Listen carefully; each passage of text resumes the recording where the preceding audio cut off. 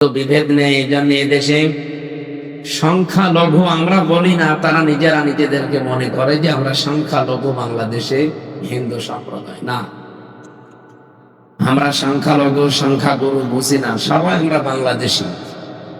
এই হিসাবে আপনি অন্য ধর্মের লোক হতে পারেন, কিন্তু এদেশে আপনি জামায় আদরের মতো থাকবেন। কিন্তু আমাদের মুসলমান ভাইরা ভারতে আমরা তাদেরকে সংখ্যালঘু মনে করি, কারণ ওরা 100 কোটি আর আমরা মাত্র 30 কোটি। সেই হিসাবে তারা যে আচরণ আরম্ভ করেছে, এটা শুধু ভারতের জন্য না, তামাম পৃথিবীর মানবতার জন্য হুমকি হয়ে দাঁড়িয়েছে এই নরেন্দ্র মোদী নামে জঘন্যতম খোসা। এই শয়তানকে থামানো দরকার, কারণ ভারতের অনেক হিন্দু পর্যন্ত এখন তারে গালি দিচ্ছে যে একটা মানুষ না, একটা খোসা। মানুষ তো মানুষকে সম্মান দেবে। আপনি টান্ডা তৈরি করে কি কি কি কি পেতে চান? বয়স যা হয়েছে, অন্তত তওবার বয়স তো আর নেই। কোন এরকম বয়স আর তওবা কবুল হয়নি। ফেরাউনও তওবা করেছিল, হয়নি। মানুষের পাপ যখন পরিপূর্ণ হয়ে যায়, ইন্নামা নুমলি লাহুম লিয়াজদাদু ইসমা ওয়া লাহুম আযাবুম মুহিন। মানুষের পাপ যখন একেবারে কানায় কানায় পূর্ণ হয়ে যায়, তখন তাকে অপমানজনক শাস্তি আল্লাহ রেডি করে দেয়। এই পৃথিবীতে যারা আজ মানবতার শত্রু, বিশেষ করে ইসরায়েল, কোরআনে কারিমে আল্লাহ জানিয়েছেন, লা তাজিদান্না আশাদ্দান নাসি আদাওয়াতান লিল্লাযিনা আমানুল ইয়াহুদা ওয়াল্লাযিনা আশরাকু। পৃথিবীতে দুইটা জাতিকে আপনারা দেখতে পাবেন, মুসলমানদের জন্য তারা জঘন্যতম নিকৃষ্ট শত্রু, ভয়ঙ্কর ষড়যন্ত্রে তারা লিপ্ত থাকবে। একটা ইহুদি আর একটা মুশরিক। এটা হাজার হাজার বছর ধরে চলছে। ইহুদিদের চক্রান্ত, জঘন্যতম শত্রুতা এখনো থেমে নেই। তারা ফিলিস্তিনে যা আরম্ভ করেছে, যদি তারা না থামে, আমার মনে হয় বিশ্বের যত মুসলমান আছে, প্রত্যেক দেশের দায়িত্বে যারা আছে, মুসলিম প্রধান, তাদেরকে অন্তত এই মুহূর্তে জেগে ওঠা দরকার। নয়তো দেশের মানুষ যদি ইমানের তাগিদে জেগে ওঠে না, ক্ষমতার চেয়ারে থাকতে পারবে না।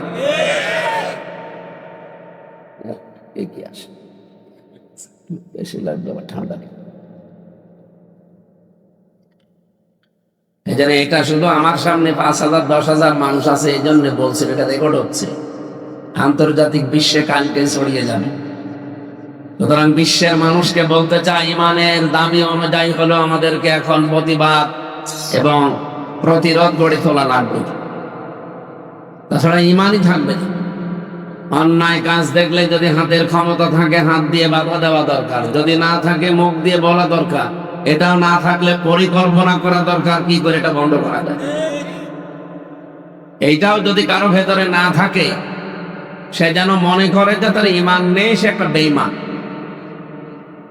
সুতরাং আমরা রাষ্ট্রের দায়িত্বে যারা আছে তাদের মতো যেহেতু না, জনগণ সাধারণ যারা তামাম দুনিয়াতে আমরা মুসলিম 210 কোটির উপরে, আমাদের ইমানের তাকিদে হলেও আমাদের রাস্তায় নামা লাগবে।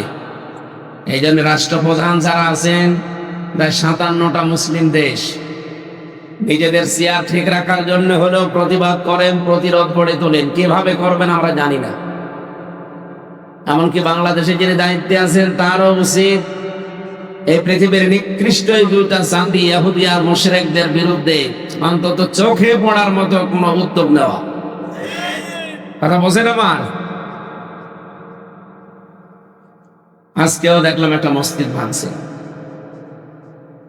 পৃথিবীর মানুষ এত নিচে নামে কি করে? ওই যে কোরআনের আয়াত যেটা বললাম সূরা আলে ইমরানে, মানুষের পাপের বোঝা যখন পরিপূর্ণ হয়ে যায় কানায় কানায়, তখন তাকে আর হেদায়েত দেওয়ার মতো রাস্তা থাকে না। তাকে যন্ত্রণাদায়ক আযাব আল্লাহ দেওয়ার জন্য রেডি করে রাখে। আমার মনে হয় তাই হয়েছে। ওদের কপালে আর হেদায়েত নেই। ফেরাউনের যেমন ছিল না, ও কিন্তু শেষ পর্যন্ত বলেছিল আন্নাহু লা ইলাহা ইল্লাল্লাযী, ইল্লাল্লাহ বলতে পারে, আমানাত বিহি বানু ইসরাঈল ওয়া আনা মিনাল মুসলিমিন। বলেছিল আমি তো ঈমান আনলাম, বনি ইসরায়েলরা যার উপরে ঈমান এনেছে তার উপর, আর আমি তো মুসলমান। এরপরও ফেরেশতারা আমারে পানির ভেতরে চুবাই কেন? আল্লাহ তাআলা ডাক দিলেন, আল এখন ফাকাদ আসাইতা ক্বাবলু ওয়া কুনতা মিনাল মুফসিদিন। এর আগে তুমি সবচাইতে বড় স্বৈরাচার ছিলে। এই যে মুফসিদিন মানে স্বৈরাচার বললে আমরা এখন ভালো বুঝি, এই কথা বলেন না। স্বৈরাচার ফ্যাসিস্ট বললে ভালো বুঝি না কেন? কারণ পৃথিবীতে স্বৈরাচারের কিছু কাজ আছে, তারা আলাদা ওগুলো করে। এক নম্বরে এমন এমন আইন তৈরি করে যেগুলো জনগণের ক্ষতি হয় শুধু। আপনি দেখেন এই 15.5 বছরে এমন এমন কিছু তৈরি করেছিল, মানুষের উপকারের চাইতে ক্ষতি হয়েছে বেশি। শিক্ষা ব্যবস্থার নামে কি আরম্ভ করেছিল বলেন তো? শরীফ শরীফার গল্প ঢুকিয়ে দিয়েছে, আলু ভাজি, বেগুন ভাজি, ডাল রান্না করা শিখিয়েছে। ওইটা কি আমার শেখা দরকার? ওখানে ব্যাঙের মতো লাফালাফি করা শেখাবো? শরীফ শরীফার নামে যে গল্প দিয়ে আপনারা খাওয়াতে চেয়েছিলেন, আপনাদের দুর্বিষণ দিয়ে দেশের আলেমরা অন্তত বুঝে ফেলেছে। বলেন না এটাই কোনো অসুবিধা নেই, একদম শরীফ থেকে বিকালে শরীফা হয়ে যাবে। আপনাদের এত বাদে কেন? বাদে কেন আপনি তো টের পাচ্ছেন না। সকালে আমি বলছি শরীফ, বিকালে বলছে না আমাদের কেমন লাগছে আমি শরীফা। শরীফা বললে হবে? আপনি এ পর্যন্ত যদি বলতেন যে হ্যাঁ ঠিক আছে শরীফা যা, কিন্তু কয়েকদিন পরেই তো বলবেন যে আমি যেহেতু শরীফা এখন আমি মহিলা হোস্টেলে সিট চাই। তখন আপনি হাইকোর্টে রিট করবেন, আর যেহেতু কোর্ট কাছারি আদালত সবই আপনাদের বানানো। আমি তো নিজে দেখেছি মামলার আইন থেকে শুরু করে একেবারে আদালতের সর্বোচ্চ যিনি, সব ওদের তৈরি করা। কোনো বিচার ছিল না। কিসের বিচার?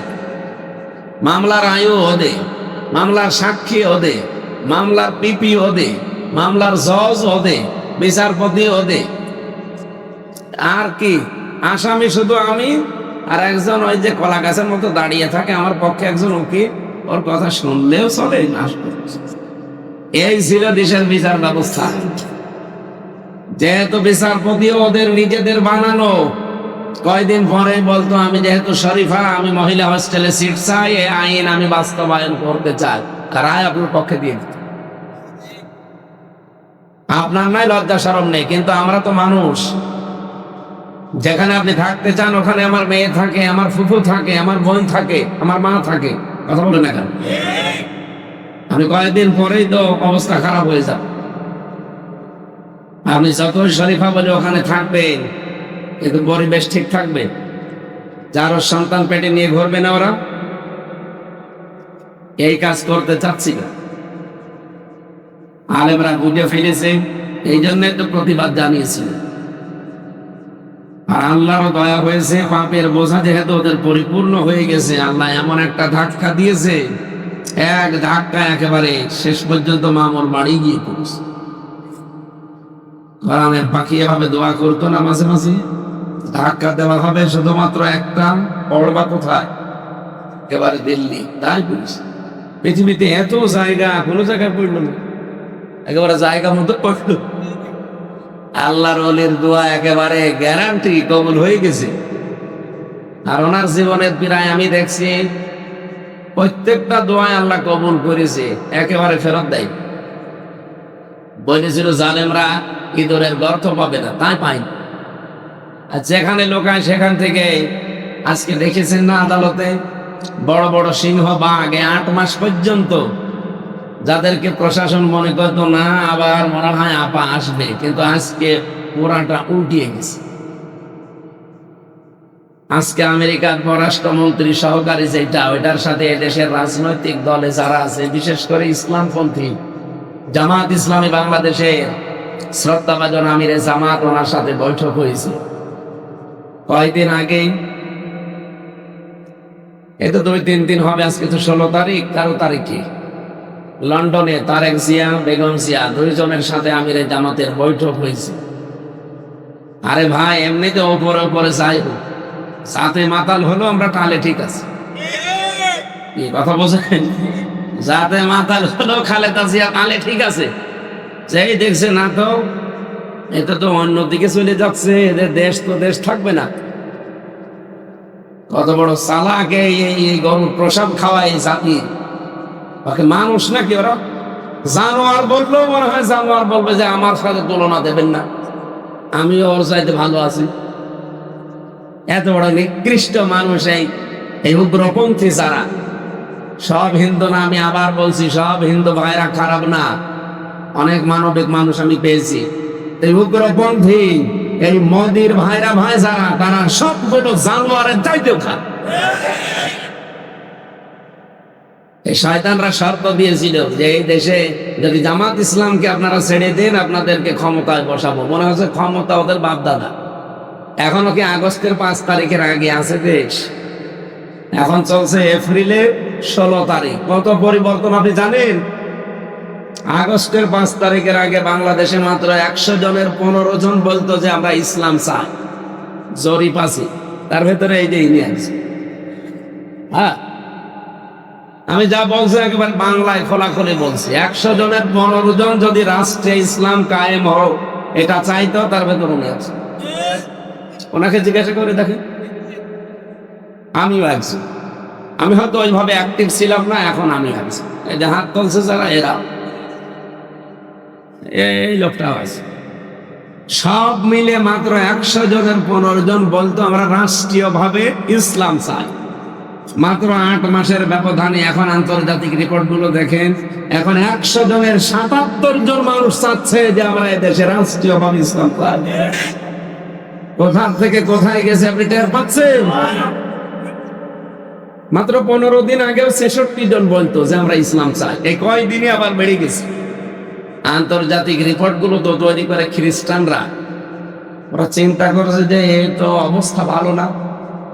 আর এপ্রিলের 12 তারিখে দেশের মানুষরা দেখিয়েছি, পৃথিবীর ইতিহাস পাল্টিয়ে দিয়েছে।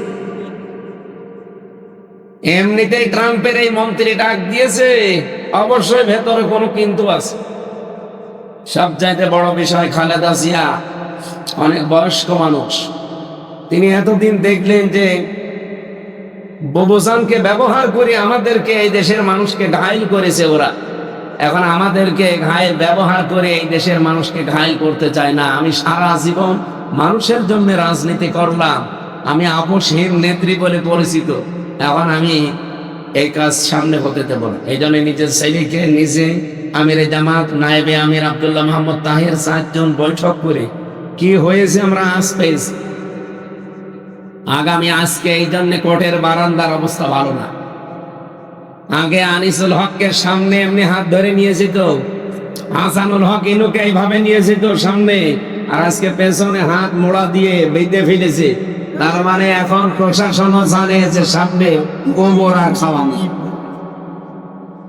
এত বড় বড় ঝানু নেতা যাদের দেখলে পুলিশ আরো দুই গজ দূরে থাকবে, যে ঝাড়িয়ে দিত ওই কামরুল টাক, আর আজকে একেবারে মনে হচ্ছে বিড়াল হয়ে গেছে। পেছনে হাত বেঁধে হ্যান্ডকাপ দিয়ে আলেমদেরকে যেভাবে বাধ্য, এখনো তো আর একটা কিছু করে না, এই যে মাথায় দড়ি দেওয়া, এটাও করা দরকার। শয়তান ওরা আলেমদেরকে মাথায় দড়ি বেঁধে ছাগলের মতো গরুর মতো টেনে নিয়ে যেত। আমি নিজে সাক্ষী, আমারও দিয়েছি। আমার ছোট মেয়েটার সামনে আমার যখন মাথায় দড়ি দিয়ে, হাতে হ্যান্ডকাপ দিয়ে, মাথায় ওই টুপি পরিয়ে, লাইফ জ্যাকেট দিয়ে, পায়ের সাথে ডান্ডা বেড়ি লাগিয়ে যখন কোর্টে তুলছিল, মেয়েটা আমার ফ্যাল ফ্যাল করে তাকিয়েছে। ওর বয়স কত তখন? 7 মাস। এখন হয়তো 4 বছর, 4.5 বছর হবে। ওই সময় কোর্টে দেখা করতে যেত, ওই অবস্থায় আমারে নিয়ে যেত। যারা আমার মা বাবা, আমার স্ত্রী, বড় মেয়েটা হয়তো ওর কিছু বলতো না, কিন্তু ছোটটা মনে হতো যে একেবারে চাতক পাখির মতো সেই আছে, যা আমার বাবারে গরুর মতো নিয়ে যাচ্ছে। সে অবস্থায় শয়তানদের সাথে এখনো করা হচ্ছে না। আমরা চাই যা সে করেছে তার উপরে যেন অতটুকু করা হয়। ওরা এই দেশের ইসলামপন্থী মানুষদেরকে, এই দেশের মানুষ যারা রাজনীতি করে, সে জামাত বলেন, বিএনপি বলেন, যাই বলে, তাদেরকে ধরলে কি কষ্ট দিত আমি নিজে দেখেছি। 24 ঘন্টা তালা লাগিয়ে রাখতো জেলের ভেতর। আর কোর্টে নিয়ে আসার সময় যে দৃশ্যের কথা বললাম, এগুলো এখন করা দরকার ওদের। সবচাইতে বড় শাস্তি হবে ওদের, আমাদের খাবার দিত না, ওদেরও যেন খাবার ঠিক মতো না দেওয়া হয়, এবং যোগাযোগ যেন বিচ্ছিন্ন করে দেওয়া হয়, যেন টের পায় যে কেমন লাগে।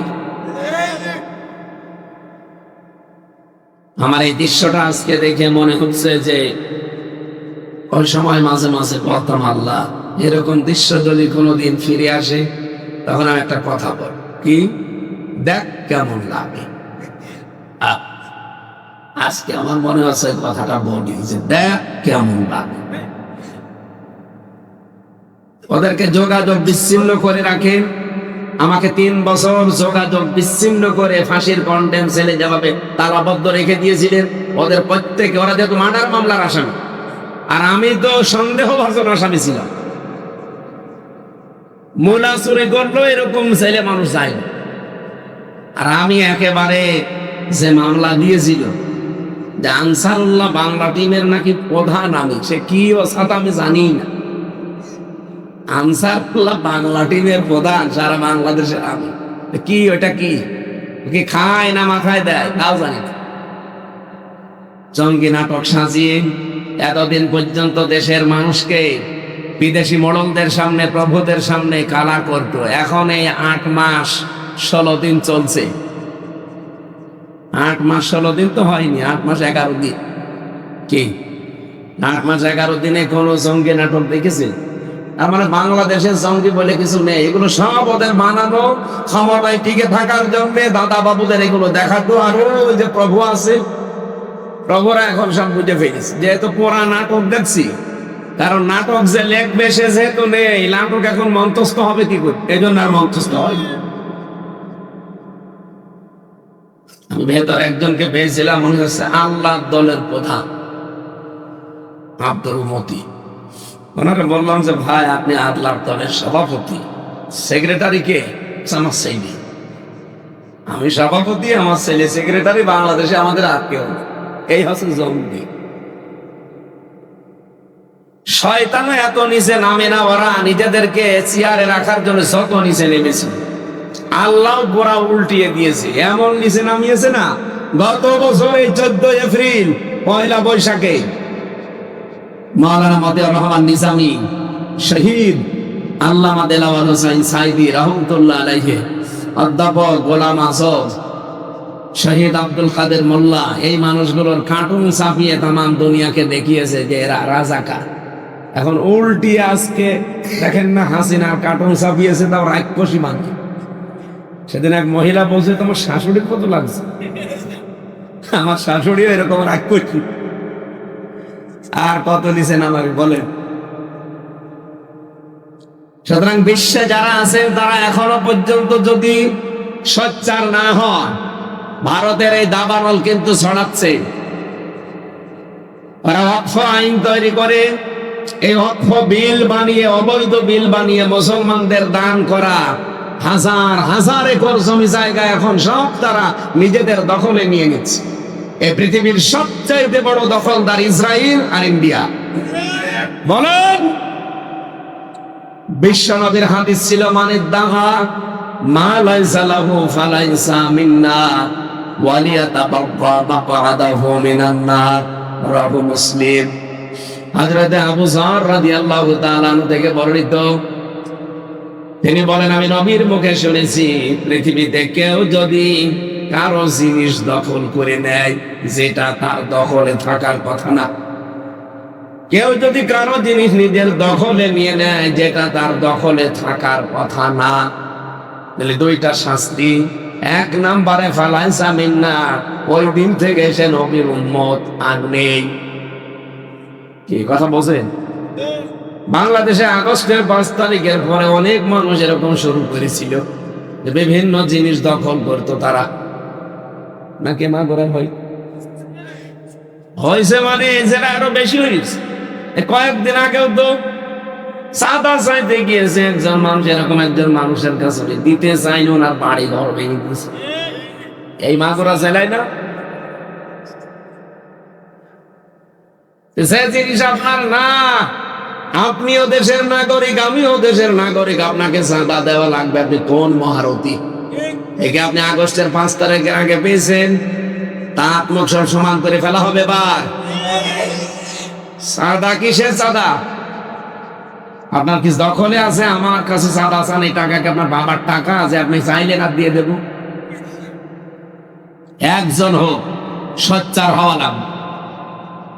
কোন অবৈধ কাজ করে এই দেশে যারা কেউ টিকে থাকতে না পারে, এই সংস্কৃতি আরম্ভ করেন, আগামীর বাংলাদেশ মিনি জান্নাত হয়ে যাবে।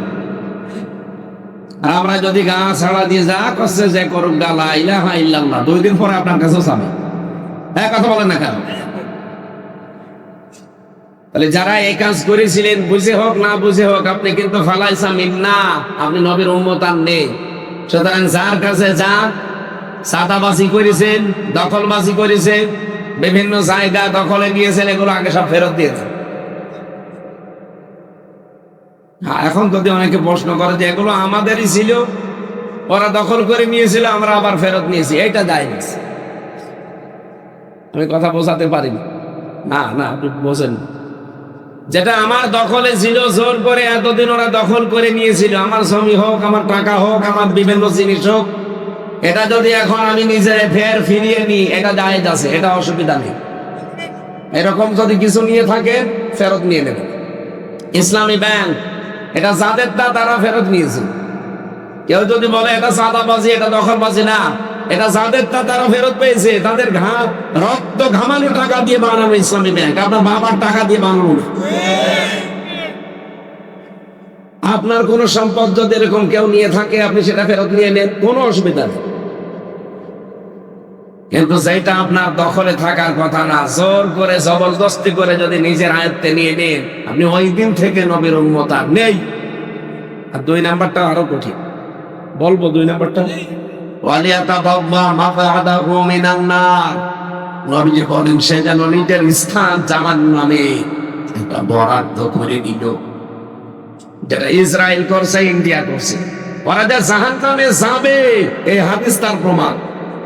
আজ মসজিদ গুলো দখল করে মন্দির বানাচ্ছে, বলছে এখানে 500 বছর আগে নাকি মন্দির ছিল। আরে শয়তান! বাংলাদেশে এখন যদি আমরা আওয়াজ তুলি, ঢাকার স্বামীবাগে ইসকন মন্দির, 1000 বছর আগে এখানে মসজিদ ছিল, ভেঙ্গে আমরা এখন মসজিদ বানাবো, মেনে নেবেন? আর এটা আমরা করবো না, কারণ আমাদের ধর্মে বাড়াবাড়ি নেই, জবরদস্তি নেই। আছে না? আপনাদের কি ধর্ম? ওকে ধর্ম, এ পৃথিবীর নিকৃষ্ট ধর্ম এখন হিন্দু ধর্ম। এ ধর্মই না। একটা জীবিত বাছুরকে দেখলাম, গরুর বাছুর, জীবিত বাছুরকে কামড় দিয়ে রক্ত বের করে জীবিত অবস্থায় তারা দুনিয়া থেকে বিদায় করে দিয়েছে। কেন? তার একটা সিস্টেম নেই। আপনাদের ধর্ম এত উগ্র কেন? শিক্ষিত মানুষ যারা, তাদের বিবেক কাজ করে। আমরা দেখছি এখন অনেক হিন্দু অলরেডি কালেমা পড়ে মুসলমান হয়ে যাচ্ছে। কয়েকদিন আগে এক বিসিএস ক্যাডার যশোরে, ওনারে বলেছিলাম যে স্যার আপনি তো বিসিএস ক্যাডার, শিক্ষিত মানুষ, কি করেন আপনি? বলছে আমারও মন এগুলো মানে না, তো বাপ দাদা করেছে তাই। ওনারে বললাম আমাদের ধর্মীয় গ্রন্থ আছে কোরআন, আপনি এটা শুধু ইংরেজিতে হোক বাংলায় হোক, এটা শুধু অর্থ পড়বেন পুরোটা। আপনাকে আমি মুসলমান হতে বলছি না, কারণ জোর জবরদস্তি করা আমাদের ধর্মে যদি থাকতো, তা আপনাকে আমি পিটিয়ে মুসলমান বানিয়ে ফেলতাম। কারণ বাংলাদেশে আমরা 92% মুসলমান, আর আপনারা মাত্র কয় ভাগ? একটা করে থাপ্পড় দিলে আপনারা মরে যেত। কথা বলেন না কেন? আমাদের এই দেশে অবস্থান যেমন, ইন্ডিয়াতে ওই হিন্দুদের অবস্থান তেমন। আমরা তো আপনাদের জামাই আদর রাখি, আর আমাদের ভাইদের সাথে ওরা কি করে? বাড়ি ঘর সব ভেঙে নিজের নামে নিয়ে নিচ্ছে, দখলে নিয়ে নিচ্ছে। অনেক দেখলাম 3 মাস পরে নিজে নিজেই মুসলমান হয়ে গেছে। এটা একটা পরশ পাথর। এটা যদি সত্যি কেউ মন থেকে পড়ে আর বোঝার চেষ্টা করে, আল্লাহ তাকে হেদায়েত দিয়ে দেবে। এই জন্য শিক্ষিত মানুষ যারা হিন্দু ভাইরা আছেন, আপনারা আমাদের ধর্মীয় গ্রন্থের কাছে একটু আসেন, এর ছোঁয়া নেন, একটু লেখাপড়া করেন, দেখবেন আপনার ওই ভুল ধারণা, ভ্রান্ত এই শান্তির ধর্মে ইসলামে চলে আসবে। আপনাদের মাগুরা, মোহাম্মদপুর, এই শালিখা, এসব এলাকায় মনে হয় অন্য ধর্মের মানুষ বেশি আছে। আপনাদের আমি জোর করি না, জবরদস্তি করি না, আমাদের ধর্মে যেহেতু নেই, আহ্বান জানাই, দাওয়াত দিয়ে গেলাম, নাই তো আবার কিয়ামতে দেখা হবে, তখন বলবে আমার কাছে দাওয়াত পৌঁছায়নি। আমাদের ধর্মীয় গ্রন্থ পৃথিবীর শ্রেষ্ঠ, এটা প্রমাণ হয়ে গেছে অলরেডি। 4,500 ধর্মগ্রন্থ আছে দুনিয়া। কম্পিউটারের ভেতরে প্রত্যেকটা একটা একটা করে দিয়েছে, কম্পিউটার প্রত্যেকটাই বলেছে যে এটা ভুল আছে, কিন্তু এইটা দেওয়ার পরে বলেছে না, এর ভেতরে কোনো ভুল নেই, সন্দেহ পর্যন্ত নেই। সুতরাং এটা প্রমাণ করা হয়ে গেছে। আপনারা এর কাছে শুধু আসেন, দেখবেন আপনাদেরকে সঠিক দিশা কোরআন দিতে পারবে ইনশাআল্লাহ।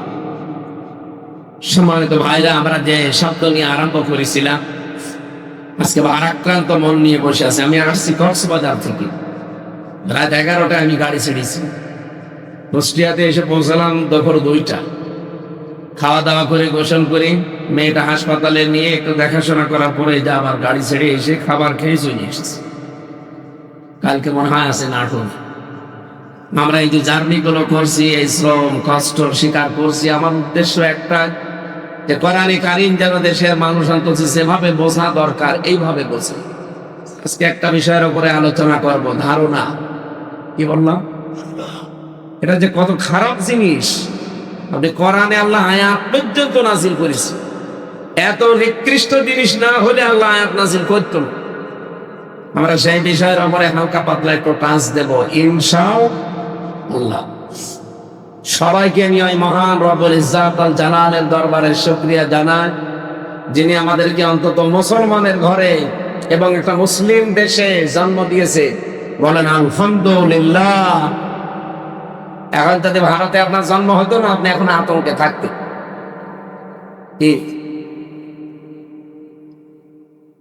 কিন্তু এই দেশে যারা অন্য ধর্মের আছে, তারা কি আতঙ্কে আছে?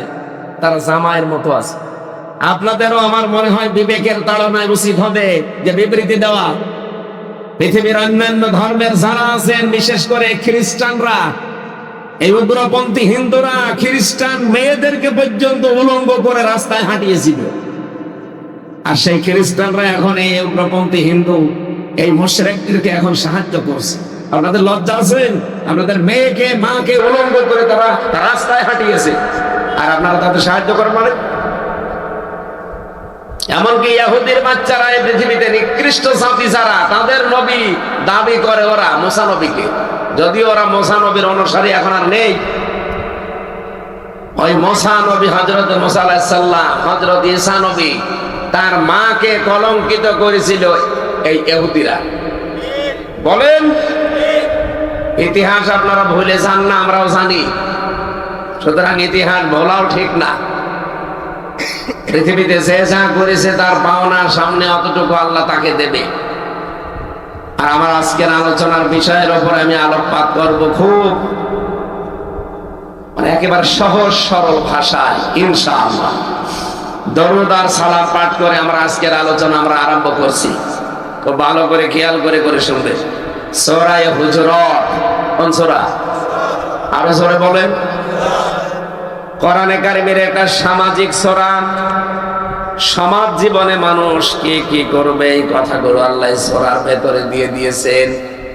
সামাজিক আচার আচরণ, আপনার কথাবার্তাও কিভাবে আপনি বলবেন, কার কথা বিশ্বাস করবেন, কারটা করবেন না, এই কথাগুলো আল্লাহ সূরার ভেতরে দিয়েছেন। আগস্টের 5 তারিখের পর থেকে পট পরিবর্তনের পরে অনেক মানুষ বিভিন্ন জায়গা থেকে তো হাওয়া পেয়ে লাফাচ্ছিল, এখন থেমে গেছে। আপনি লাফান কোন কারণে? বাস্তবতা আপনি একটু কি টের পান না? শিক্ষিত মানুষ চিন্তা ভাবনা করে সামনে কোনো কাজ, কোনো কথা বলবে। কারণ এখন মিডিয়ার যুগ, কিছু হলেই তামাম দুনিয়া হয়ে যায়। যে জামাত ইসলামীর একজন ভাই আছে, ডাক্তার শফিকুল ইসলাম মাসুদ হাফিজাহুল্লাহ, নাম শোনেননি? উনি একজনের গাড়িতে উঠেছিল, সেটা নিয়ে অনেকে দেখলাম স্ট্যাটাস দিচ্ছে। উনি স্মার্ট গ্রুপের কাছ থেকে জামাত ইসলাম আর শিবিরের টাকা পয়সা খেয়ে তাদের গাড়িতে ঘোরাঘুরি করে, অথচ এটা দেখা মিথ্যা কথা। স্মার্ট গ্রুপের গাড়ি না, ওটা স্মার্ট পাঞ্জাবি শপ। এই যে পাঞ্জাবি বিক্রি করে একটা ছেলে, তার একটা গাড়ি আছে, সেই গাড়িতে উনি উঠেছে।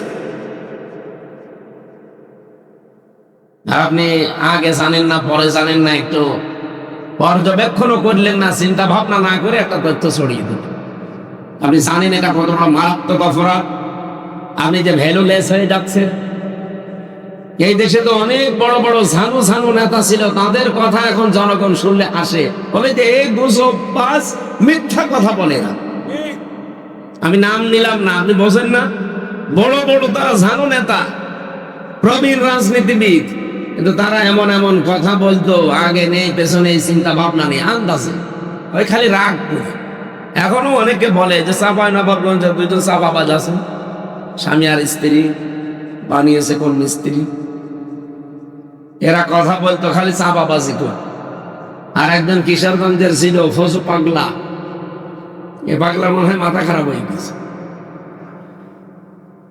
বলছিল যে বাংলাদেশে যারা ইসলাম ইসলাম করে এরা যদি সবাই মিলে, এমনকি ইরান থেকেও যদি মুসলমান নিয়ে এসে ভোটে দাঁড়ায়, মাত্র 100টার 10টা ভোট পাবে। আপনি আন্দাজে বললেন কি করে? দেশে 15 বছর ভোট হয়েছে, আপনি বললেন কি করে? জানেন না এটা মিডিয়ায় ছড়িয়ে যাবে, আপনাকে পরে আপনার নামই পাল্টিয়ে কি ডাকবে? ফজু পাগলা। আমার মনে হয় কয়দিন আগে আমি পাবনায় গিয়েছি, যে দেখি পাগলা কারাতে পাগল বেশি নেই। আগে শুনতাম 550, 600, 700 করে পাগল থাকে, এখন প্রায় চলে গেছে আর 150 মতো আছে। আমার বছর বছর পাগল আর পাগলা পাঠিয়ে দেয়। আমার মনে হয় এখন এই ফজু পাগলারে আর এই যে স্বামী আর স্ত্রী দুজনকে পাঠাবো। ওখানে তো পাগল ভালো করা বিভিন্ন জিনিসপত্র আছে, বড় বড় ইনজেকশনও শুনেছি দেয়।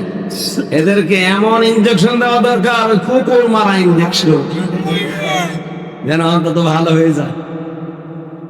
ফজু পাগলার আজকে মাথা খারাপ হয়ে গেছে, কারণ দেখতে পাচ্ছে যে খালেদা জিয়া, তারেক জিয়া, আমিরে জামাতের সাথে আমরা রাজাকার বলে চালিয়ে দিতে চাই, আর তার সাথে বসে বসে দেশ নিয়ে বৈঠক করছে। আমার এই কথা গেল কোথায়? আমার দাদা, আমি জেল ফাঁকে জেল থাকতে মরে গেছে, অনেকটা গল্প শোনাতো। এক লোক নদী পার হয়ে বাজারে যায়, ছেলে মেয়ে দুইটা কাঁদতেছে যে নৌকা নিয়ে বাজারে যাচ্ছেন, আমাদেরকেও নিয়ে যান। স্ত্রী বলছে আমি আর বাড়ি থেকে কর্মকে আমার নিয়েছে, সবাইকে নিয়ে নদী পার হয়ে যাচ্ছে বাজারে। মাঝখানে যে ঢেউ উঠেছে, গেছে ডুবে। ওর স্ত্রী কাপড় চোপড় চড়িয়ে কোথায় স্রোতে ভেসে গেছে, ছেলে মেয়ে দুটো মারা গেছে, নৌকা ডুবে গেছে। বহু কষ্ট করে হাতর মাতর দিয়ে গিয়েছে টাঙ্গায়, কেনারায় বসে বসে ভাবতেছে। লোকজন রাস্তা দিয়ে যায়, বলছে চিন্তা করে লাভ নেই, বউ মরে গেছে, আবার বিয়ে করবেন, বউ হবে। ছেলে মেয়ে মারা গেছে, আবার ছেলে মেয়ে হবে। নৌকা ডুবে গেছে, আবার পরিশ্রম করলে নৌকা হবে। লোকটা এতক্ষণ কথা বলে নাই, এবার মাথা তুলে বলছে বউ মারা গেছে ভাবতেছি না, ছেলে মেয়ে মারা গেছে ভাবতেছি না, নৌকা ডুবে গেছে ভাবতেছি না, ভাবতেছি আমার হইল কি। আমার মনে হয় এতদিন 8.5 মাস যারা উল্টা পাল্টা কথা ইসলামী আন্দোলনের বিরুদ্ধে, একামতে দ্বীনের বিরুদ্ধে যা বলেছে, এখন তারা ভাবছে যে হইল কি। আমি আর কিছু বলতে পারলাম না। এরপরও যদি তাদের বিবেকের দরজায় যে তালা লাগানো এটা না খোলে, তাদের অবস্থা ওই ফ্যাসিস্টদের মতোই হবে। কারণ যারা ফ্যাসিস্ট হয়, যারা স্বৈরাচার হয়, তাদের কপালে আল্লাহ একটা জিনিস তুলে দেয়, হেদায়েত থাকে না। ফেরাউন যেমন শেষ পর্যায়ে কিন্তু বলেছিল যে আমি আমানতু, ঈমান আল্লাহ। আল্লাহ বলেন না, এখন আর সময়, কারণ এর আগে তুমি স্বৈরাচারী ছিলে। স্বৈরাচার যারা থাকে ওদের ঈমান নসিব হয় না। 15.5 বছরে যারা স্বৈরাচার ছিল, ওরা যদি এখনো তাওবা না করে মন থেকে, ওদের ঈমান নসিব হবে না। আমরা আমার স্বৈরাচার হবো নাকি? অনেকে তো এই চেষ্টায় আছে। আমি একটা গোপন কথা বলছি, এদিকে তাকেন, কোথায় বসেন। 1-1.5 ঘন্টা বসে থাকতে পারে না, বিয়ে দিলে বউ দেখবে। আর কিছু বলার নেই, এবার যান আপনি দেখেন কি বলি, জীবন আর আবার ওটা ওঠে চেষ্টা করছে, বসেন। খুব জরুরি হলে যান, যদি একেবারে আর না পারে চা, কিছু মানুষ আবার বিড়ি খাওয়ার জন্য চা, এটা আবার ঠিক না।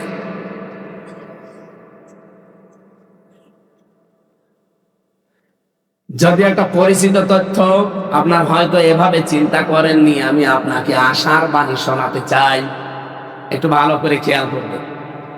সূরা আলাম নাসরর 5 এবং 6 নাম্বার আয়াত, আমি কয়েক মিনিটে শিক্ষাটা বের করে তাফসিরে চলে যাব।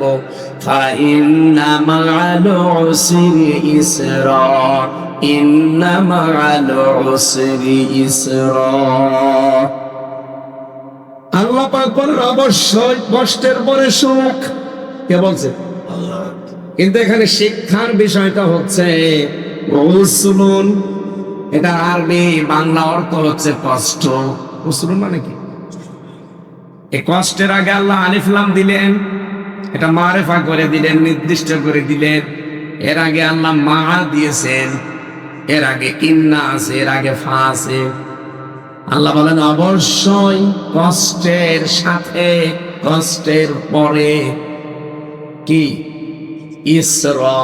এখান দেখেন ইসরার আগে আলিফ লাম নেই, এটা নাকেরা, এটা অনির্দিষ্ট। আমি যতগুলো তাফসীর পড়েছিলাম এর আগে এভাবে আমি বুঝি নাই। জেলখানায় থাকতে বিশেষ করে তাফহিমুল কোরআন আর ফিসিলানিল কোরআন টিকাগুলো দেখে দেখে দেখলাম এখানে একটা আলাদা তথ্য আছে। আল্লাহ পাক বলেন পৃথিবীতে যদি কেউ একটা কষ্ট সহ্য করে 3টা কারণে, এদিকে তাকান, আপনি যদি একটা কষ্ট পান দুনিয়াতে কয়টা কারণে? আরো জোরে। কষ্ট পেলেই হবে না, 3 কারণে কষ্ট পাওয়া লাগবে। যদি আপনার একটা কষ্ট দুনিয়ায় সহ্য করা লাগে, আর কারণ যদি হয় 3টা, আল্লাহ ইসরা দিয়ে জানালেন কমপক্ষে দুনিয়া আখিরাতে তোকে আমি 70টা আনন্দ দেব। আমি এবার পরীক্ষা করব, আন্দাজে সুবহানাল্লাহ বললেন কিনা। এটা যদি ক্লাস চলছে ছাত্রের মতো জবাব দেবেন। কষ্ট কয়টা দেখলে পরে তো 0 দেওয়া। আমি এরকম ছাত্র চাই। এক সাইডে এসে না কাজ ছিল বাবার কাছে, কি হয়েছে? পরীক্ষার রেজাল্ট দিয়েছে। রেজাল্ট দিয়েছে তো ভালো, কাদার কি আছে? তুই পাস না ফেল, তুই খালি বল যে পাস করেছি, আমি মিষ্টি নিয়ে আসি। যে আব্বা পাস করলে তো ফেল করলে তো কথা ছিল, ছিলাম 5-এ, নামিয়ে দিয়েছে 3। এখন আমার 5-এ উঠতে আরো 2 বছর লাগবে। আপনারা তোমার আছে ছাত্র এরকম, 1 মিনিট আগে বললাম ভুলে গিয়েছে, বলছে 3টা। আমি যে ইসরার আগে আলিফ লাম দিলে নির্দিষ্ট করে দিলাম, আবার বলছে এরকম দরকার। কোরআনের কথা তো 100% সত্য হবে, মিথ্যা হালকা আছে, কোনো মিথ্যা। অবশ্যই দুনিয়াতে যদি কেউ একটা কষ্ট সহ্য করে, সে নারী হোক আর পুরুষ হোক, কষ্ট কয়টা? আরো জোরে, কয় কারণে? 3টা কারণে যদি একটা কষ্ট দুনিয়াতে আপনি সহ্য করেন, ইসরা, কমপক্ষে দুনিয়া আখিরাতে মিলে আপনাকে আল্লাহ 70টা সুখ, 70টা আনন্দ দান করবে। এবার আসেন তো একটা একটা করে দেখি, কষ্টটা যদি হয় আপনার আল্লাহর জন্যে, 2 নম্বরে রাসূলুল্লাহর জন্যে, 3 নম্বরে মানবতার জন্যে, এই 3টা কারণে যদি আপনি দুনিয়াতে কষ্ট পান, আল্লাহর কসম আপনাকে দুনিয়া আখিরাতে 70টা শান্তি আল্লাহ দান করবে। এই কথাকে আমি বানালাম। এই আয়াতটা পরে আবার আল্লাহ আরেকবার রিপিট করেছেন 6 নম্বর আয়াতে, 5 নম্বর, এটা 6 নম্বর। ইন্নামাল উসরি ইসরা, অবশ্যই কষ্টের সাথে। বলেন বলেন, আল্লাহ কষ্টের সাথে সুখ রাখলেন, কিন্তু কষ্টের আগে নির্দিষ্ট করে দিলেন একটা, আর সুখের আগে আল্লাহ নির্দিষ্ট করলেন না, বললেন অনির্দিষ্ট। এটা না কেরা কত দেব এটা আমি নিজে জানি, কেউ জানি না। দুনিয়াতে যদি আপনি একটা কষ্ট সহ্য করে থাকেন, আল্লাহর কসম রেডি হন, 70টা সুখ আপনি পাবেন। এত কষ্টটা পাওয়া লাগবে। আবার বলছি কয় কারণে? আল্লাহর জন্যে, রাসূলুল্লাহর জন্যে, মানবতার জন্যে। অনেকেই কিন্তু কষ্ট দুনিয়ায় পায়। এই যে হাসিনা তো যাওয়ার দিন কষ্ট পেয়েছি, পাইনি? কি কান্না কানছিল, মনে হচ্ছে যে স্বামী মরে গেছে। কষ্ট পেয়েছে কিন্তু আল্লাহর জন্যে, রাসূলুল্লাহর জন্যে, মানবতার জন্যে। কিসের জন্য? পাপের জন্য। পাপের জন্য কষ্ট পেলে এখানে ওই কথা আল্লাহ দেননি। আমরা যারা সত্যি এই 15.5 বছরে আল্লাহর জন্য, কেউ রাসূলুল্লাহর জন্য, কেউ মানবতার জন্য কষ্ট পেয়েছেন, আপনি লিখে নিতে পারেন কোরআনের আয়াত 168 যে 70টা শান্তি আল্লাহ আপনাকে দুনিয়া আখিরাতে দেবে। এটা বিশ্বাস করেন তো? এবার সিস্টেম অপর পৃষ্ঠায় দেখুন। পৃথিবীতে কোনো মানুষ যদি একটা সুখ ভোগ করে, আর ওই সুখটা যদি হয় অবৈধ সুখ, কয়টা? একটা অবৈধ সুখ ভোগ করলে ওইটা যেমন বুঝলেন এইটা ওইভাবে বোঝেন। কমপক্ষে দুনিয়া আখিরাত মিলে আপনাকে 70টা দুঃখ আল্লাহ ভোগ করাবে। আগেরটা বললাম, বলছে সুবহানাল্লাহ, পরেরটা আমি শুনতেই চাই না।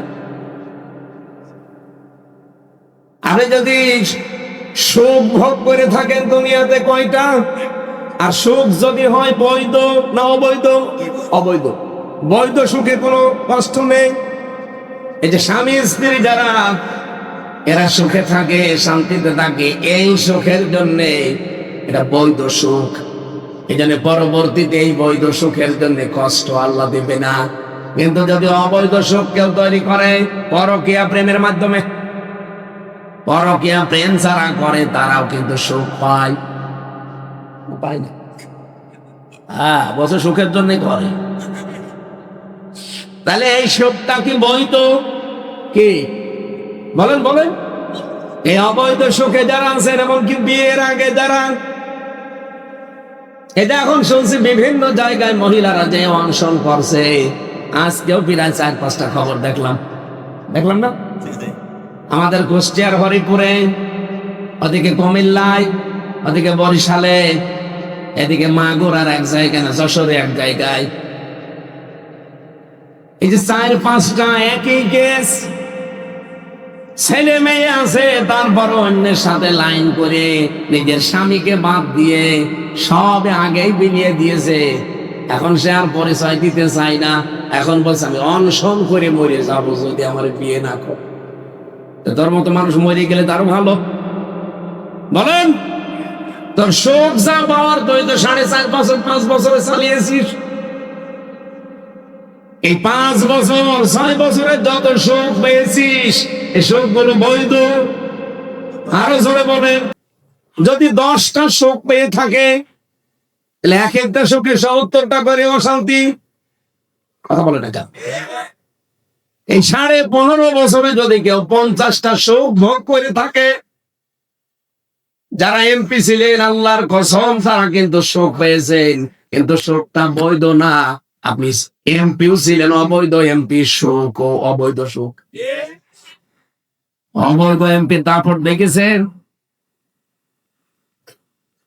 আমি এই মাগুরা মোহাম্মদপুর এবং সদর থানায় জেল থেকে বের হওয়ার পরে আমি আসতে চেয়েছিলাম, কিন্তু আল্লাহর ওলি সে আসতে দেয়নি। কোথায় এখন আপনি আজকে আসেন তো মাইক কেড়ে নেন, মাইক দিয়ে দিলাম, নেন, কেড়ে নিয়ে যান তো আজকে দেখি।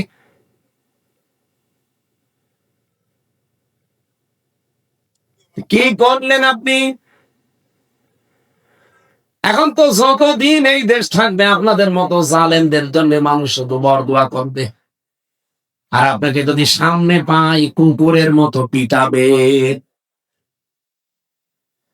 বলেন তো, আমি কি কোনোদিন আমার বাবার কথা বলতে আসতাম? কোরআনের প্রচার করার জন্য কোথায় কুষ্টিয়া, কোথায় মাগুরা, ঝিনাইদহ, এত দূর থেকে এসেছি। উদ্দেশ্য আমার একটা, যে আপনি কোরআন বুঝে আপনিও জান্নাতি হবেন, আমিও জান্নাতি হব। অথচ রাজনৈতিক বিভিন্ন ট্যাগ দিয়ে সাইনবোর্ড লাগিয়ে আপনি আমারে আসতেই দিতেন না। কিসের ক্ষমতা? সব ক্ষমতা উল্টিয়ে দিয়েছে। এটা আপনি আনন্দ পেয়েছেন, সুখ পেয়েছেন, সুখ গুলো কি বৈধ ছিল না অবৈধ?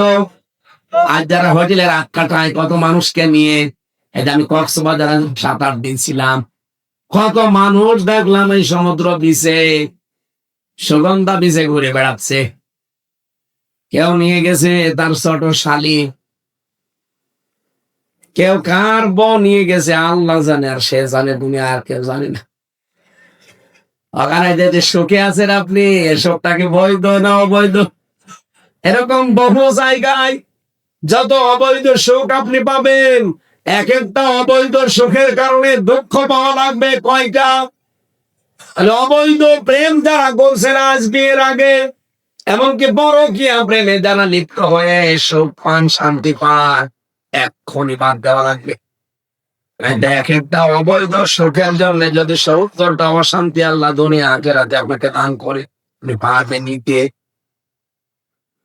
আমি হাসিনার নাম ধরেই বলছি, যদি আমার দাদির বয়সী, এই জন্য সেটা বলি না, কারণ আমার দাদিকেও আমি রিজিয়া বলে ডাকি, ওনারে হাসিনা। কি দাদির বলছি বলেন তো, এই যে প্রায় 15 বছরে যদি 50টা সুখ পেয়ে থাকে, সুখগুলো কি বৈধ ছিল না অবৈধ? বলেন। এক একটা সুখ অবৈধ, প্রতিটি সুখের কারণে শাস্তি আল্লাহ দেবে দুনিয়া আখেরাত মিলে। 50টা সুখে 3,500, 3,500টা অশান্তি, দুঃখ, কষ্ট, অকল্যাণ দুনিয়া আখেরাতে আল্লাহ আপনাকে দেবে। তারপরে আপনি চট করে আসবেন, এতগুলো দুঃখ আগে নেবেন, তারপরে তো 15.5 বছরে 50টা সুখ পাইনি, আরো বেশি পাইছি। আমি তো অল্প ধরলাম। এই জন্য যারা পরকীয়া প্রেমের মধ্যে অবৈধ সুখ পেয়েছেন, এই মুহূর্তে আপনাকে তওবা করা লাগবে, নয়তো আপনার সামনে পথ কঠিন। অশান্তি একটা দুইটা না, কয়টা? যারা এগুলো করছেন তারা ছেড়ে দেওয়া লাগবে। এই মুহূর্তে আল্লাহকে হাত দেখাবেন যে জীবনে কোনোদিন আর ওই লাইনে যাব না। হাত তোলেন। ও, এ লাইনে তো বহু মানুষ আছে, মুরব্বী মানুষ, 2 হাত। আচ্ছা, আপনার জীবনেও যদি পরকীয়া প্রেম হয়, আমরা কি করবো? আপনার তো চেহারা, ওই চেহারা কে তাকাবে আপনার দিকেও? না না, বুঝে না। যারা এগুলো করছেন, এই মুহূর্তে তওবা করা লাগবে, নাম্বার গুলো ডিলিট করে দেন। যার সাথে লাইন আছে এই মুহূর্তে নাম্বার ডিলিট করা লাগবে।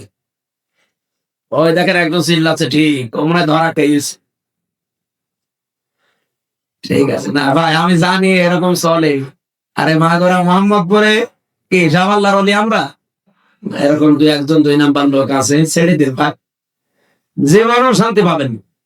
একটা শান্তি, 2টা শান্তি পাবেন অবৈধ, আর এক একটার জন্য 70টা অকল্যাণ রেডি হয়ে আছে।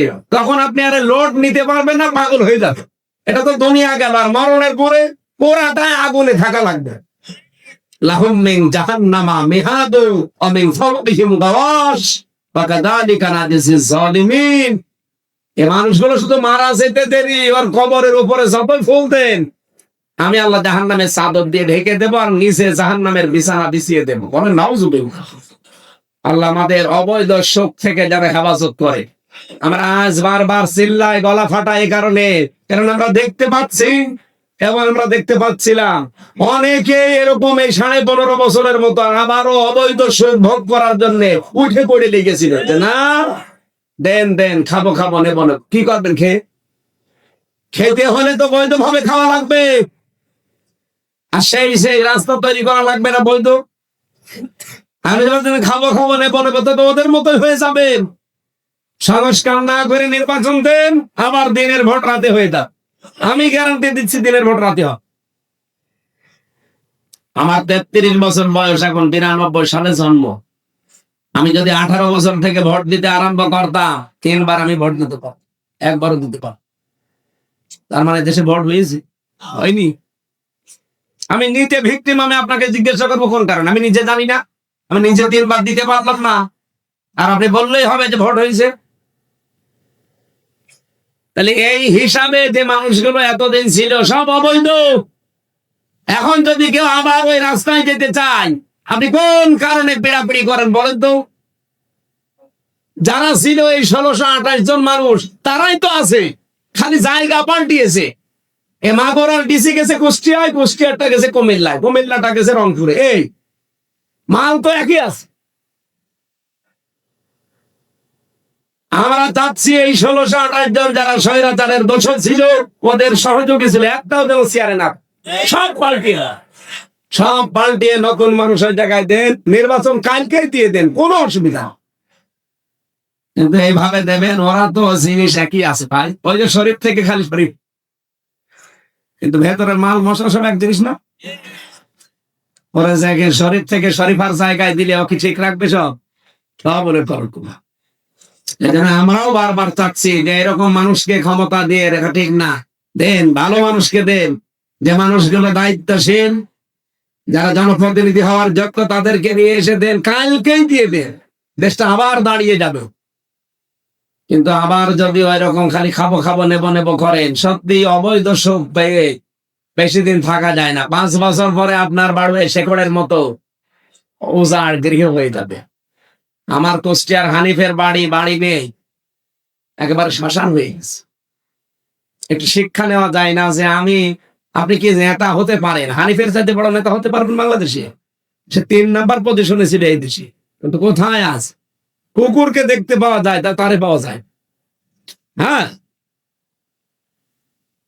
আর যদি কেউ পায় না তারে, আমার মনে হয় শুধু পিটাবে না, সুতা দিয়ে পিটা। বাড়ির পায়খানা প্যান পর্যন্ত খুলে নিয়ে চলে গেছে। আপনি টের পাচ্ছেন কত রাগ মানুষের? আর যাই হালকা পাতলা ছিল, এই ফেব্রুয়ারির 5 তারিখের পরে আজাবল বুলডোজার নাজিল হয়ে সব। আমরা তো শিক্ষা নিতে চাই আর দিতে চাই। আগামীতে যারা আসবেন চেয়ারে, ভাই ভালোভাবে আসে, বৈধ সুখ ভোগ করেন, তাহলে আপনার কোনো শাস্তি নেই। অবৈধ সুখ আবার ভোগ করবে, 5 বছর পরে আপনার বাড়িও শ্মশান হয়ে যাবে। কেন এগুলো করা লাগবে? এই যে মালয়েশিয়া ছিলাম কয়েকদিন আগে, সিঙ্গাপুরে, যে হোটেলে উঠিয়ে দেখি শয়তান 2টা নিচে বসে আছে। ইগো হুজুর, আমরা আগে পালাইছি। আগে পালাবেন কেন? আপনার না 620টা বাড়ি? একজনের সাথে দেখা, ওর 620টা বাড়ি ছিল বাংলাদেশে। নাম শোনেননি? ওই যে ভূমি মন্ত্রী পালিয়ে আছে এখন সিঙ্গাপুর। কি আপনি এখানে এরকম 1 2 সাহেব পাড়া বানিয়েছে ওই দেশে, মালয়েশিয়া। সেকেন্ড হোম বানিয়েছে বিরাই লোকে, কিন্তু তালা লাগান। এই বাড়িগুলো বলছে না হুজুর, ওখানে থাকা যায় না। বাংলাদেশের 20 লাখ বাঙালি আছে, যদি দেখে যে ওখানে আমরা আছি, পিটিয়ে ভাত বানিয়ে খাও। এই জন্য চুরি চুরি করে আসি হোটেলে, কেউ জানে না। এই মাঝে মাঝে নামি একটু চা খাওয়ার জন্য, আপনার সাথে দেখা হয়ে গেল, দোয়া করি। দোয়া তো আমার কাছে দোয়া আছে। দেশের টাকাগুলো সব পাচার করি। 35,000 যুবক, 35 লক্ষ যুবক এখন বাংলাদেশে বেকার। কত? 35 লক্ষ। অথচ বাইরে যে টাকাগুলো পাচার করা দেখে আসলাম, টাকাগুলো যদি ওই দেশে পাচার না করতো, এই দেশে যদি কর্মসংস্থান তৈরি করে দিত না, ওই দেশে যে দেখলাম কেউ রাস্তা ঝাড়ু দিচ্ছে, কেউ রুটি বানাচ্ছে, কেউ টয়লেট পরিষ্কার করছে, কেউ চুল কেটে দিচ্ছে, কেউ জামা কাপড় সেলাই করছে। আমি নিজে দেখেছি। ওই টাকা উপায় করা সম্ভব ছিল যদি টাকাগুলো পাচার না হোক। যত টাকা পাচার হয়েছে, এখন আমরা দেখতে পাচ্ছি যে 4 বছরের বাজেট পাচার হয়ে গেছে। 4 বার বাজেট দিতে যত টাকা লাগে বাংলাদেশে, সব টাকাগুলো এই 15.5 বছরে পাচার হয়েছে। আমরা যদি টাকাগুলো ওই দেশে না দিয়ে এই দেশে রেখে দিতে পারতাম, 15.5 বছরে যত টাকাগুলো বাইরে না পাঠিয়ে রাখতে পারলে, 4 বছর আমরা কিচ্ছু করবো না, রাজার হালে খেতে পারব। কিন্তু এখন আমরা এত ঋণ, এদেশে আজকে কেউ জন্ম নিলে তার মাথার উপরে 1,02,000 টাকা ঋণ। থোকলা বানিয়ে দিয়েছেন আমাদের। আর আপনি এখনো সাফাই গান জালেমের যে না কি করেছে, এত কিছু করে গেল। এত কিছু কি করেছে? পাবনায় যেটা করেছে পারমাণবিক কেন্দ্র, ওখান থেকে হাসিনার ছোট বোন ৭৬,০০০ কোটি টাকা একজনই নিয়েছে। আর বাকিগুলো তো কি করেছে আল্লাহ জানে আর ফেরেশতারা জানে, আর কেউ জানে। এই জন্য আমি আবার আহ্বান জানাচ্ছি, ভাই এটা যেহেতু রেকর্ড হচ্ছে, সারা বাংলাদেশে ছড়াচ্ছে, অবৈধ সুখ ভোগ করতে যাবেন না। অবৈধ একটা সুখ ভোগ করবেন, কয়টা অশান্তি পাবেন? ৭০টা। আমরা কি চাই ওইটা? বলেন চাই না। এরকম আচার আচরণ গুলো আমার আল্লাহ আজকের তেলাওয়াতকৃত আয়াতে আমাদের সামাজিক, পারিবারিক এবং রাজনৈতিক যে আচরণ কিভাবে কি হবে, রাজনৈতিক বিষয়গুলো নেই, সামাজিক এবং পারিবারিক এবং ব্যক্তিগত এই আচরণগুলো আছে। আল্লাহ রাব্বুল আলামিন আরম্ভ করছেন সূরা মায়েদা কি হুজুরাত। আল্লাহ পাক বলেন 12 নম্বর আয়াত এটা, ইয়া আইয়ুহাল্লাযীনা আমানু জতানিবু কাসীরাম মিনাজ যান্নি। ওহে যারা ঈমানের দাবি করো তাদেরকে বলছি, নারী হওয়ার পুরুষ হও, অধিকাংশ ধারণা করা থেকে নিজেকে বাঁচিয়ে রাখবা। অন্যের প্রতি অধিকাংশ ধারণা করবা না। ইন্না বা'দা যান্নি ইসমুন, কারণ অধিকাংশ ধারণা করাই হচ্ছে গুনার কাজ। এই ধারণাটা অধিকাংশ মানুষের ভেতরে আজ আমরা দেখতে পাই, আন্দাজে একজনের উপরে ধারণা করে খারাপ, অথচ ওই লোকটা ওই কাজ করে নাই। এই কথা বলে না কেন? যে কাজ যে লোক করে না, কেউ যদি কেউ ধারণা করে ওই কাজটা তার উপরে চাপিয়ে দেয়, যতদিন পর্যন্ত আপনি এই কাজ না করবেন ততদিন পর্যন্ত আপনার মরণ হবে না। আল্লাহ পাক বলেন ওয়ালা তাজাসসু, মানুষের দোষ ত্রুটি অনুসন্ধানের জন্য পেছনে লেগে পড়বা না। ওয়ালা ইয়াগতাব বাউদুকুম বাউদা, একে অন্যের পেছনে জোকের মতো লেগে থাকে অনেকে। আর এগুলো মেয়েদের ভেতরে বেশি। এ মাগুরা জেলায় নেই? বলেন। মা বোনেরা নামাজ পড়তে পারেন, রোজা রাখতে পারেন, কালো বোরকা পরে পর্দা করতে পারেন, এই মানুষের পেছনে লেগে থাকার স্বভাব যদি আপনার থাকে, ওই দিন থেকে আপনার দোয়া কবুল বন্ধ। এই কথা বলে দেখেন। আইয়ুহিব্বু আহাদুকুম আইয়াকুলা লাহমা আখিহি মাইতান ফাকারিহতুমু, তোমাদের ভেতরে এমন কেউ আছে, এদিকে তাকান, আল্লাহ বলছেন, হে মাগুরা জেলার মানুষেরা, নারী পুরুষ, তোমাদের ভেতরে এমন কেউ আছে, আইয়ুহিব্বু আহাদুকুম, তোমাদের কেউ কি এমন আছে, আইয়াকুলা লাহমা আখিহি, যে তোমার মরা ভাইয়ের গোশত তুমি খাবে? কেউ আছে? ফাকারিহতুমুহু, অবশ্যই তোমরা সেটা অপছন্দ করবে। আত্তাকুল্লাহ, অবশ্যই আমি আল্লাহকে ভয় করো। ইন্নাল্লাহা তাওয়াবুর রহিম, আমি তাওবা কবুলকারী। কোন পর্যন্ত কবুলকারী, সেই পর্যন্ত আমি আসতেছি। এই আয়াতের তাফসীরে একটা ব্যাখ্যা দেখলাম, এদিকে তাকান। এই যে আন্দাজে একজনের উপরে ধারণা করা, এটা যে কত বড় নিকৃষ্ট কাজ, এটা তো নিকৃষ্ট কাজ। 2 নম্বরে কারো উপরে যে দোষ একটা চাপিয়ে তাকে কালার করে দেওয়া সমাজে, এটা আরো মারাত্মক। এটার নাম তহমত। এটার নাম কি? তহমত। রাব্বুল আলামিন জানিয়েছেন, কোন এলাকায় যদি এরকম এই বড় নিন্দা, বড় চর্চা, এর দোষ ওর ঘাড়ে তুলে দিয়ে নিজেকে ভালো লাগে, নিজেকে ভালো সাজায়, অথচ লোকটাকে কালার করে দেয়, তার সম্মান নিয়ে সিনেমিনি খেলে। মামুনুল হক আমার সাথে 3টা বছর জেলে ছিল, তার ইবাদত, তার অ্যাক্টিভিটিস, তার ঈমান আমি দেখেছি, অথচ তারেও 3টা বছর জেল খাটা লাগলো জেনার মামলা নিয়ে। স্ত্রীর সাথে মানুষ জেনা করে, তাহলে এই দেশে জেনাকারী নেই কে?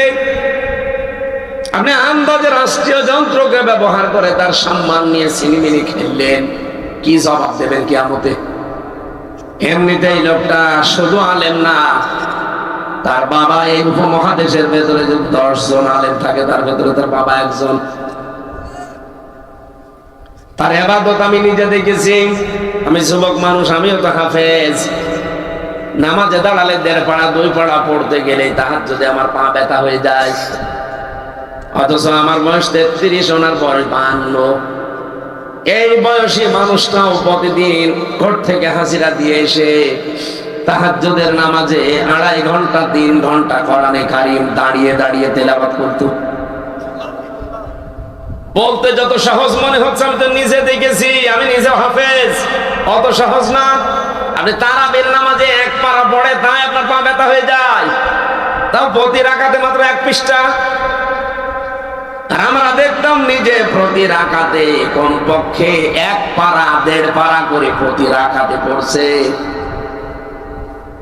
এ মানুষটার আল্লাহর প্রতি বিশ্বাস। বাকি ভেতরের অবস্থা তো জানি না, বাইরে যা দেখেছি আমার দৃষ্টিতে ভালো মানুষ। আর আমার পেছনে লোকটা যে শ্রম দিয়েছে এটা জীবন আমি বলতে পারবো না। ওই শয়তানরা তোমার না খাওয়িয়ে রাখতো, চিকিৎসাও দিত না, কিন্তু আল্লাহর বান্দা আমার পাশে থাকার কারণে খাবারের কষ্ট আমার অনেক কমেছিল। ধনী মানুষের ছেলে মাগুরাবাসী তার সম্মান নিয়ে কি করে সিনিমিনি খেলেছিল মানুষেরা, বিশেষ করে এই দেশের দায়িত্বে যারা ছিল ওই সময়। রাষ্ট্রযন্ত্রকে ব্যবহার করে আলেমদের বিরুদ্ধে এমন এমন দোষ দিয়েছে, আল্লামা সাঈদীকে পর্যন্ত ছাড়ে নাই। আমি আপনি ওপেন চ্যালেঞ্জ দিচ্ছি, এখানে যারা যত মানুষ আছেন সবাই আমার বন্ধু, আমার শত্রু আছেন আমি জানি, কিন্তু যত বড় কঠিন জঘন্যতম শত্রু আমার আপনারা হন না কেন, কেউ যদি এখন এসে আপনাকে বলে যে আমির হামজা জিনা করেছে, আপনি বিশ্বাস করবেন? দেখলেন এই গল্প করছেন মানে